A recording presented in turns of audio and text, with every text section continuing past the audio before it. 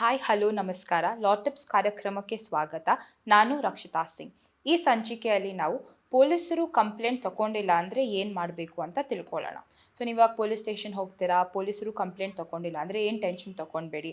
ಅಲ್ಲಿಂದ ಹೊರಗೆ ಬಂದುಬಿಟ್ಟು ಒಂದು ಪೋಸ್ಟ್ ಆಫೀಸ್ಗೆ ಹೋಗಿ RAPD ಅಥವಾ ರಿಜಿಸ್ಟರ್ಡ್ ಪೋಸ್ಟ್ ಅಥವಾ ಸ್ಪೀಡ್ ಪೋಸ್ಟ್ ಆ ಕನ್ಸರ್ನ್ ಪೊಲೀಸ್ ಸ್ಟೇಷನ್ಗೆ ಮಾಡಿ. ಅಲ್ಲಿ ನಿಮಗೆ ಪೋಸ್ಟ್ ಆಫೀಸಲ್ಲಿ ನಿಮ್ಗೊಂದು ಅಕ್ನಾಲೇಜ್ಮೆಂಟ್ ಕೊಡ್ತಾರೆ. ಆ ಅಕ್ನಾಲೇಜ್ಮೆಂಟ್ನ ತಗೊಂಡು ನೀವು ನೆಕ್ಸ್ಟ್ ಡೇ ಆ ಪೊಲೀಸ್ ಸ್ಟೇಷನ್ಗೆ ಹೋಗಿ ಹೇಳಿ.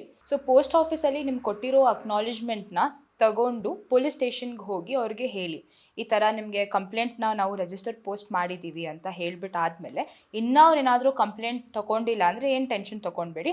ಹೊರಗೆ ಬಂದುಬಿಟ್ಟು SP ಒಂದು ಲೆಟರ್ ಅಥವಾ ರೆಪ್ರೆಸೆಂಟೇಷನ್ ಬರೀರಿ. ಆ ಅಕ್ನಾಲೇಜ್ಮೆಂಟ್ನ ಅಟ್ಯಾಚ್ ಮಾಡಿಬಿಟ್ಟು ಲೆಟರಲ್ಲಿ ಬರೀರಿ, ನಾವು ಈ ಥರ ಕಂಪ್ಲೇಂಟನ್ನು ಕೊಟ್ರಿ, ಈ ಥರ ಘಟನೆ ನಡೆದಿದೆ, ಆ ಘಟನೆಯ ಮಾಹಿತಿಯನ್ನು ನಾವು ಪೊಲೀಸರಿಗೆ ತಿಳಿಸಿದ್ರಿ, ಅವರು ಕಂಪ್ಲೇಂಟ್ನ ರಿಜಿಸ್ಟರ್ ಮಾಡ್ಕೊಂಡಿಲ್ಲ, ದಯವಿಟ್ಟು ರಿಜಿಸ್ಟರ್ ಮಾಡ್ಸೋಕ್ಕೆ ದಯವಿಟ್ಟು ನೀವು ಡೈರೆಕ್ಷನ್ ಕೊಡಿ ಅಂತ ಹೇಳಿದರೆ SP ಅವ್ರು ಡೈರೆಕ್ಟ್ ಮಾಡ್ತಾರೆ.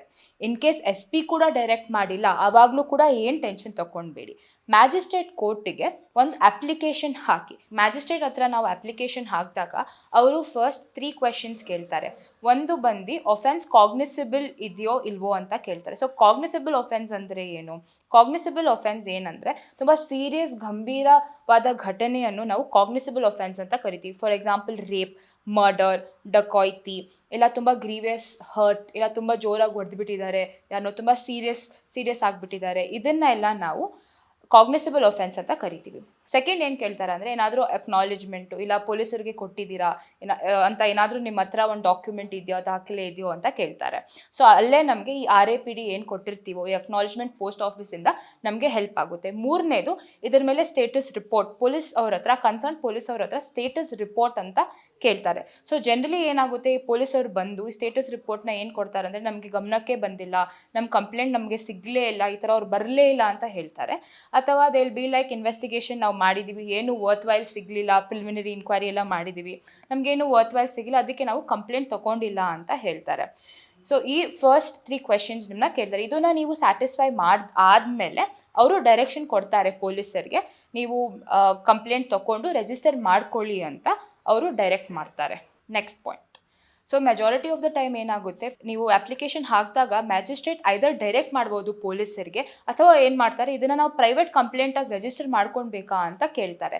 ಅವಾಗ ನೀವೇನು ಅನ್ಬೇಕು ಅಂದರೆ ನಿಮಗೆ ಇನ್ ಕೇಸ್ ನಿಮಗೆ ಯೋ ಸ್ಯಾಟಿಸ್ಫೈಡ್, ನಿಮ್ಮ ಹತ್ರ ಎಲ್ಲ ಎವಿಡೆನ್ಸ್ ಇದೆ, ನಿಮ್ಗೆ ಏನೇನು ಇನ್ಫಾರ್ಮೇಷನ್ ಬೇಕಿತ್ತು ನೀವೆಲ್ಲ ಕಲೆಕ್ಟ್ ಮಾಡಿದ್ದೀರಾ ಅಂದರೆ ನೆಕ್ಸ್ಟು ಐದರ್ ಮ್ಯಾಜಿಸ್ಟ್ರೇಟ್ ಏನು ಮಾಡ್ಬೋದು ಅಂದರೆ ಐದರ್ ಅವರು ಪೊಲೀಸರಿಗೆ ಡೈರೆಕ್ಟ್ ಮಾಡ್ಬೋದು, FIR ರಿಜಿಸ್ಟರ್ ಮಾಡಿಕೊಂಡು ನೀವು ಇನ್ವೆಸ್ಟಿಗೇಷನ್ ಮಾಡಿ ಅಂತ ಮ್ಯಾಜಿಸ್ಟ್ರೇಟ್ ಡೈರೆಕ್ಟ್ ಮಾಡ್ಬೋದು. ಅಥವಾ ಮ್ಯಾಜಿಸ್ಟ್ರೇಟ್ ಏನು ಕೇಳ್ಬೋದು ಅಂದರೆ ಈ ನೀವು ಅಪ್ಲಿಕೇಶನ್ ಏನು ಹಾಕಿದ್ದೀರಾ ಅದನ್ನು ಡಿಸ್ಮಿಸ್ ಮಾಡಿಕೊಂಡು ಪ್ರೈವೇಟ್ ಕಂಪ್ಲೇಂಟಲ್ಲಿ ರಿಜಿಸ್ಟರ್ ಮಾಡ್ತೀನಿ, ನೀವು ಬಂದು ನಿಮ್ಮ ಎವಿಡೆನ್ಸ್ ರೆಕಾರ್ಡ್ ಮಾಡಿ ಅಂತಲೂ ಕೆಲವು ಟೈಮ್ ಮ್ಯಾಜಿಸ್ಟ್ರೇಟ್ ಅವ್ರು ಹೇಳ್ಬೋದು. ಇವಾಗ ನಿಮಗೆ 2 ಆಪ್ಷನ್ ಇದೆ. ಐದರ್ ಯು ಕ್ಯಾನ್ ಕಂಟಿನ್ಯೂ ಆಯಿತು ಅಂತ ಹೇಳಿಬಿಟ್ಟು ನೀವು ಪ್ರೈವೇಟ್ ಕಂಪ್ಲೇಂಟ್ ಮೂಲಕನೇ ನೀವು ನಿಮ್ಮ ಎವಿಡೆನ್ಸ್ನ ರೆಕಾರ್ಡ್ ಮಾಡ್ಕೊಂಡು ನೀವು ಕಂಟಿನ್ಯೂ ಮಾಡ್ಬೋದು.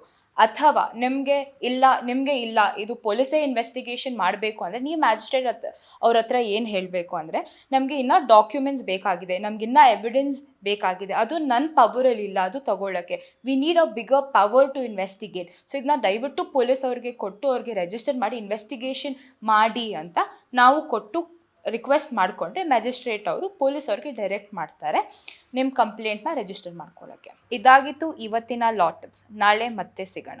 ನಮಸ್ಕಾರ.